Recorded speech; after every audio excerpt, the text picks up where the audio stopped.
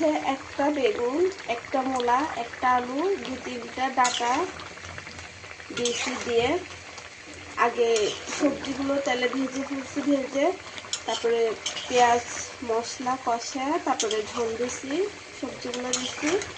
আর হচ্ছে এই যে শিং মাছ দিয়ে চচ্চড়ি করতেছি। আলু, মূলা, বেগুন, ডাঁটা সবকিছু দিয়ে শিং মাছের চচ্চড়ি। আর এই যে এগুলো হচ্ছে কতগুলো লম্বা বেগুন আছে, বেগুনগুলো এখানে কালো লাগছে।